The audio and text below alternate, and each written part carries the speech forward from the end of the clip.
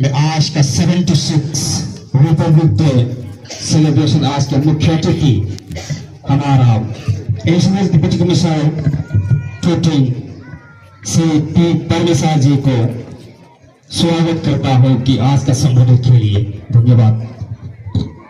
धन्यवाद। सभी को सुप्रभात। मंच पर उपस्थित माननीय जिला परिषद के सदस्यगण, अन्य पंचायत के नेतागण, टूटिंग स्थित भारतीय सेना, वायुसेना, ITBP और ग्रेप के आला अधिकारीगण, सभी सरकारी विभागों के वरिष्ठ अधिकारियों, मेरे प्यारे कर्मचारीगण, गांव बूढ़ा, विद्यार्थीगण और दूर दराज से आए और इस समारोह पर सम्मिलित टूटिंग के मेरे प्यारे वासियों, भारत के 76वां गणतंत्र दिवस के इस शुभ अवसर पर हार्दिक अभिनंदन देते हुए मैं आप सभी को ढेर सारी शुभकामनाएं देता हूं। आज समूचा भारत अपने 76वां गणतंत्र दिवस मना रहे हैं और इस अवसर पर मैं राष्ट्रपिता महात्मा गांधी और देश के लिए शहीद हुए सभी समस्त स्वतंत्रता सेनानियों को भावभीनी श्रद्धांजलि अर्पित करता हूं। जैसे कि आप जानते हैं, 1947 में आजादी मिलने के बाद भारत को एक ऐसा संविधान चाहिए था, ऐसा कानून जहां देश के हर वर्ग के लोगों को सामान्य सम्मान मिल सके। इसके लिए बाबा साहब भीमराव अम्बेडकर के नेतृत्व में एक समिति की गठन हुई और आज ही के दिन 26 जनवरी 1950 में भारत के संविधान को भारत पर लागू की गई और भारत को एक गणतंत्र देश घोषित किया गया था। मैं आज इस अवसर पर बाबा भीमराव अम्बेडकर उसके साथियों को भी नमन करता हूं। इस विशेष दिन पर मैं भारतीय सेना, वायुसेना, सशस्त्र सेनाएं, ITBP और समस्त पुलिस कर्मियों को विशेष रूप से सराहना करता हूं, जिन्होंने परम बलिदान देकर भारत की अखंडता, स्वतंत्रता और गणतंत्रता को सुरक्षित रखा है। मेरा सच सच नमन। साथ ही DRO और ग्रिप के साथियों को भी मैं अभिनंदन करता हूँ, जो देश के दुर्गम क्षेत्र में अनुकूल रास्ता का बनाकर लोगों को सड़क का सुविधा मुहैया कराता है और इन वीर सपूतों के परिवारजनों को मेरा नमस्कार और उसके भविष्य का मैं मंगल कामना करता हूँ। 76 साल में भारत ने कई क्षेत्र में विकास की है।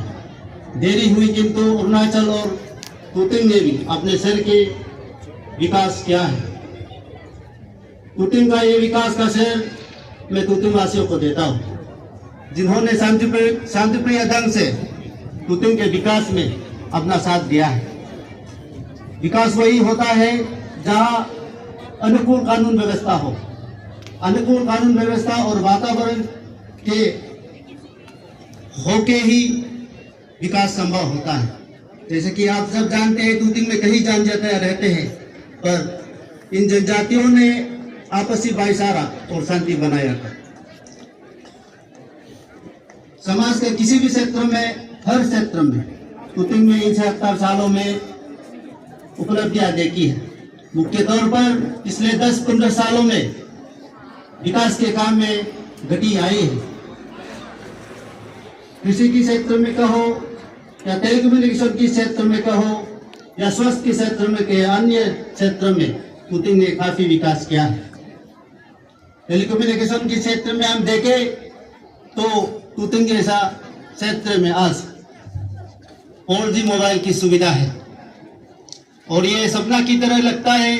देश के सबसे दुर्गम क्षेत्र सिंगम में आज सड़क के साथ साथ 4G नेटवर्क, मोबाइल नेटवर्क का सुविधाएं लोगों को प्राप्त है।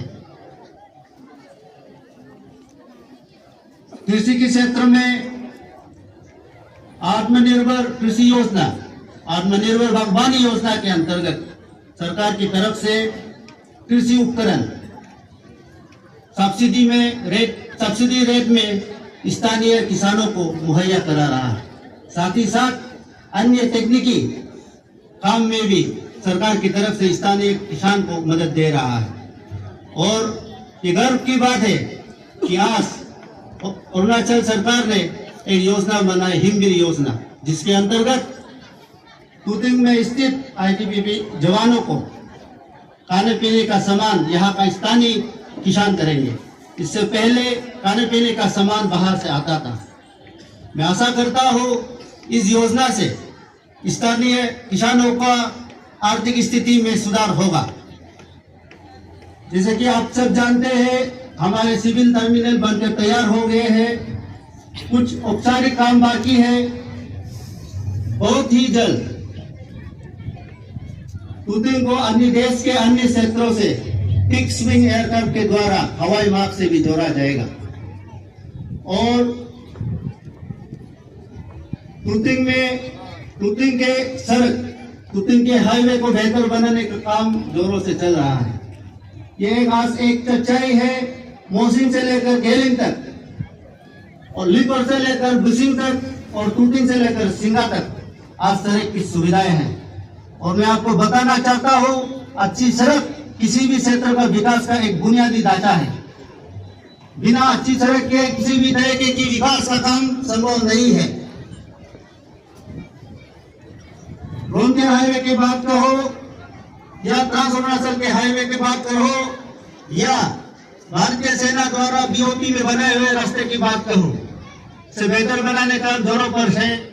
और ये बहुत दुख की बात है, कई कई जगह स्थानीय नागरिकों से सड़क निर्माण में बाधा आ रहा है। मैं आप सबसे सड़क निर्माण में मदद की अपेक्षा करता हूँ। इसके साथ साथ वाइब्रेंट विलेज प्रोग्राम और भारतीय सेना द्वारा सद्भावना योजना के अंतर्गत ऐसी कई विकास के काम हो रहे हैं, जिसका मुख्य उद्देश्य तुतिंग क्षेत्र में इंफ्रास्ट्रक्चर को सुधारना है और पर्यटन को बढ़ावा देना है। केंद्र सरकार हो या राज्य सरकार तुतिंग क्षेत्र को विकासशील बनाने के लिए प्रतिबद्ध है।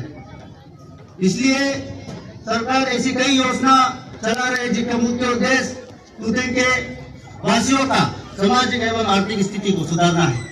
इसलिए मैं अपील करता हूँ समस्त तुतिंग वासियों से इस सभी योजनाओं का सुचारू रूप से लाभ उठाएं। To my fellow government staff, I must thank you that India is a democratic country, and to have a vibrant and strong democracy, we ought to have free, fair and peaceful elections. And it is because of your dedication and sincerity that we have successfully conducted 2024 general election in peace, fair manner. And I believe that in days to come, you will show your sincerity in overall development of Tuting subdivision. I must also thank that despite being far away from your family and limited facilities, you are rendering a human service. Let this important day be a day of dedication to ourselves for the betterment of our society. To my student friend, you are our future depended on you. There are thousands and thousands of students all over the world who are being deprived of modern and quality education. And in a democratic country like India, education has been made a fundamental right. Compulsory, free and fair education up till the age of 14 has been made a constitutional right. Take best advantage of this, equip yourself to face the future challenges.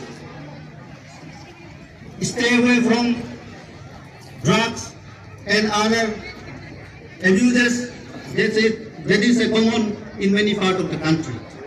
आज इस पवित्र पर्व पर, आज इस मंच से मैं समस्त तुतिंगवासी को एक अपील करना चाहता हूँ। जैसे कि आप जानते हैं, ड्रग्स और अन्य नशीले पदार्थों का सेवन और दुरुपयोग राज्य के कई शहरों में फैल रहा है और जिस गति से, जिस प्रकार से ये बीमारी फैल रहा है, ये वो दिन दूर नहीं जब ये बीमारी तुतिंग में भी आएगा। इसके लिए मैं समस्त तूतिंग के सीबीओ हो, एनजीओ हो, विद्यार्थी संगठन हो, महिला संगठन हो, गांव बुढ़ा हो, अन्य राजनीतिक पार्टियां हो, मैं आप सबसे आह्वान करता हूं कि नशीले पदार्थों के खिलाफ हमें लड़ाई लड़नी होगी। इसके रोकथाम के लिए हम सबको आगे आकर एकजुट काम करना पड़ेगा। अगर तूतिंग और तूतिंग के युवा पीढ़ी का भविष्य अगर हम सुनिश्चित करना है तो हम ड्रग्स के खिलाफ बड़ी लड़ाई लड़कर जीतना पड़ेगा। अंत में मैं यही कहूंगा, किसी भी क्षेत्र को, किसी भी समाज का विकासशील बनाना सभी वर्गों का सामूहिक जिम्मेदारी है, चाहे वो नेता हो, चाहे सरकारी कर्मचारी हो या आम जनता हो। मैं आशा करता हूँ हमारे एकजुट प्रयास से हम तूतिंग सब डिवीजन को एक समृद्ध और विकासशील क्षेत्र बनाएंगे। इसी आशा और उम्मीदों के साथ मैं आज के अपना संबोधन को यही विराम देते हुए आप सभी को एक बार फिर से भारत के गणतंत्र दिवस और नए साल की हार्दिक शुभकामनाएं देता हूँ। धन्यवाद। जय हिंद, जय Bharat. Thank you very much.